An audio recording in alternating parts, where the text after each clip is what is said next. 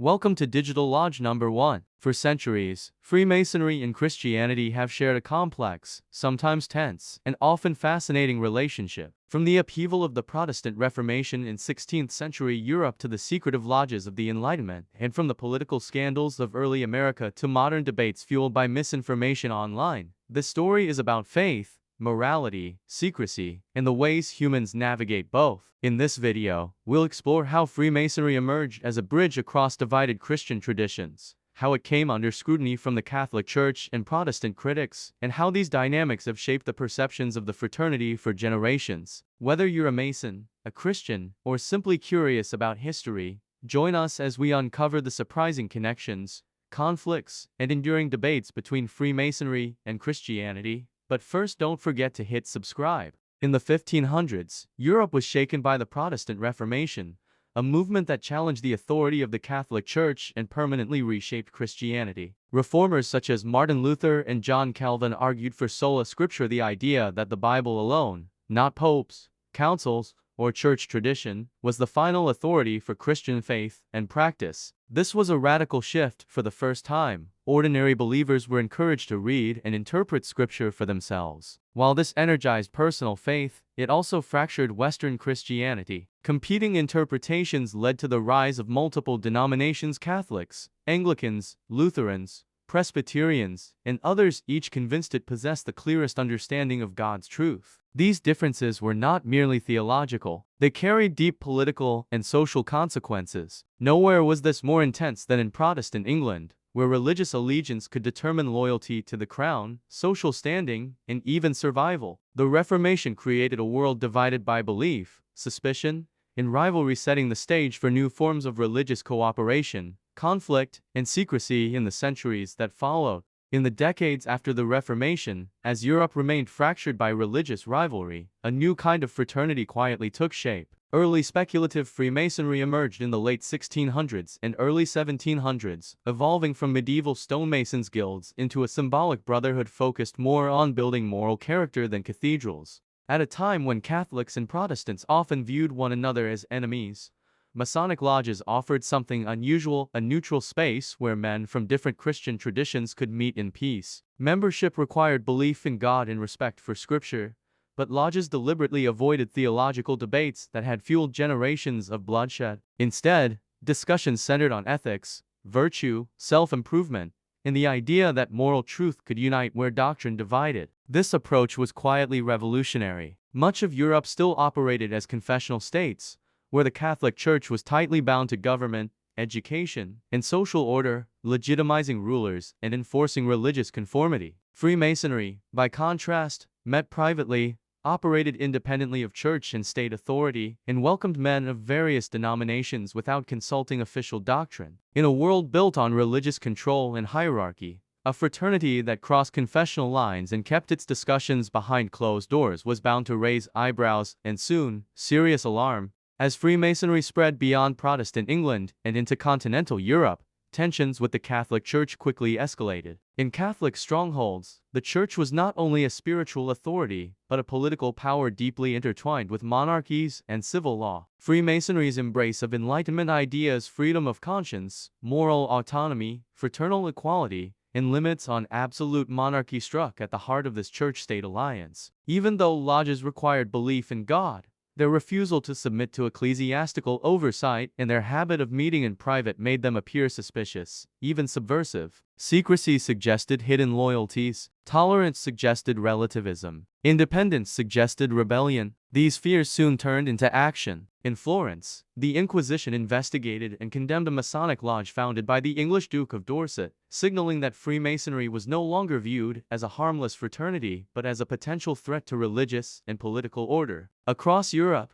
similar anxieties took hold, and what had begun as a peaceful meeting place for divided Christians increasingly found itself cast as an enemy by an institution accustomed to guarding both doctrine and power. A pivotal figure in the growth of Freemasonry in France was Andrew Michael Ramsay, a Scottish Jacobite whose life bridged politics, religion, and esoteric thought. Ramsay had once tutored the Old Pretender, James Francis Edward Stuart, the Catholic claimant to the British throne, and later converted to Catholicism himself. He was also a Knight of the Order of St. Lazarus, giving him both aristocratic and chivalric credentials that resonated deeply in French society. As Freemasonry took root in France, Ramsay emerged as one of its most influential voices, determined to soften Catholic suspicion toward the fraternity. In his famous discourse, delivered in the 1730s, Ramsay recast Freemasonry not as a novel or subversive movement with roots in guilds of stonecutters, but as the heir to medieval Christian knighthood, especially the Knights Hospitaller dedicated to moral virtue,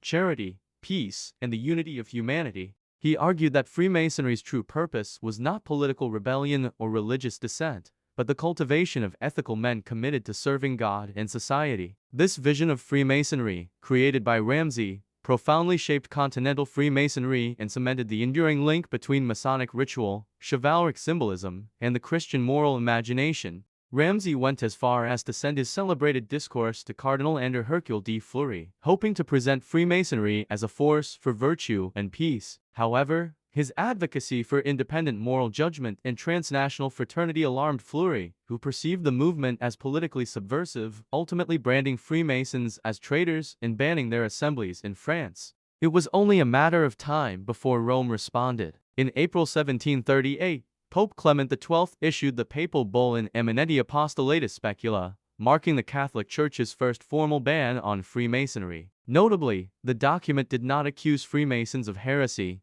devil worship, or any specific theological error charges that would come later in popular imagination. Instead, the Church took aim at the structure of Freemasonry itself. Its private meetings, independence from church and state oversight, and religious ambiguity where men of different Christian beliefs prayed together without Catholic doctrine as the final authority were seen as deeply dangerous in a confessional age built on obedience and clarity of belief. To Rome, secrecy suggested hidden loyalties, and neutrality in religion hinted at relativism. Participation in Masonic lodges was therefore forbidden under penalty of excommunication. Protestants, however, viewed the matter quite differently. Suspicious of religious absolutism, many saw Freemasonry not as a rival to Christianity, but as a moral fraternity that encouraged virtue, discipline, and reverence for God alongside their existing faith. The result was a sharp divide, what Protestants often embraced as a tool for moral improvement. The Catholic Church now officially condemned as a threat to ecclesiastical authority and social order, setting the stage for centuries of tension to follow. In the early years of the United States, Freemasonry was widely respected and deeply woven into the nation's founding culture. Many of the founding fathers, George Washington, Benjamin Franklin, Paul Revere, among others, were Freemasons, and Masonic ideals such as liberty, moral virtue, brotherhood, and self-governance strongly echoed in America's revolutionary vision. Lodges thrived in the late 1700s as centers of civic leadership, charity, and Enlightenment thought. This favorable view began to shift in the early 1800s with the rise of Jacksonian democracy, a political movement associated with President Andrew Jackson that championed the common man and rejected elites, inherited privilege, and concentrated power. This populist sentiment flourished, emphasizing transparency, equality before the law, and deep suspicion of any organization perceived as exclusive or secretive. In this climate, Freemasonry ironically became an easy target, even though the man who inspired the movement in the first place, Andrew Jackson, was himself a Freemason. Critics portrayed Masonic lodges as shadowy institutions that protected their own members and undermined democratic fairness. Political critics seized on sensational events, most notably the Morgan Affair of 1826, in which William Morgan disappeared after threatening to publish Masonic secrets, and portrayed it as proof that Freemasons placed lodge loyalty above the law. Although the facts were murky and no evidence ever demonstrated a nationwide Masonic conspiracy, the incident was relentlessly politicized to inflame public fear. Anti-Masonic leaders soon intensified their rhetoric, transforming Freemasonry from an alleged threat to democracy into a supposed spiritual danger. Masonic symbols, rituals, and allegorical language were stripped of their moral and philosophical context and rebranded as occult practices. Protestant churches became key vehicles for spreading this propaganda, warning congregations that Freemasonry represented a hidden spiritual threat. Fabricated or exaggerated sources further fueled the panic. In later decades, hoax documents such as the ones written by the French writer and provocateur Leo Taxil were widely circulated and eagerly cited as proof, even after being exposed as deliberate frauds. Taxil deliberately circulated false claims that Freemasons secretly worship Satan in an attempt to embarrass the Catholic Church, make money, and expose what he saw as gullibility toward anti-Masonic sensationalism. Taxil publicly confessed that the stories were entirely invented, but the damage had been done. Even though the fallout was humiliating for those who had promoted his work, elements of the Taxil hoax continued to be circulated. Together, scandal, rumor, and deception helped cement the image of Freemasonry not merely as an American, but as anti-Christian, a narrative built more on fear and fiction than on fact. The anti-Masonic movement permanently altered public perception, marking a dramatic turn from Freemasonry's early role as a pillar of American civic life to a focal point of religious and cultural anxiety. In more recent years, the rise of the internet has caused discredited theories of political conspiracy and devil worship to spread worldwide. And even centuries after the height of anti-Masonic fervor, Christianity's relationship with Freemasonry remains complicated and often sensationalized. Although historians and scholars have repeatedly debunked claims of Satanism or heretical intent, misinformation continues to circulate, fueled by misinterpretations of provocative Masonic writers like Albert Pike, whose dense symbolic writings have sometimes been twisted to suggest secret, sinister agendas. In some Protestant circles, these fears have persisted, leading certain denominations to formally denounce Freemasonry, while others take a more neutral stance, recognizing lodges as moral and philanthropic fraternities rather than religious institutions. In the modern era, social media has amplified these dynamics, providing a global stage for conspiracy theories and unverified claims to spread rapidly, often conflating ritual symbolism with occultism. Although the Catholic Church no longer wields the political power it once did, its stance on Freemasonry remains firm. The Church continues to prohibit membership,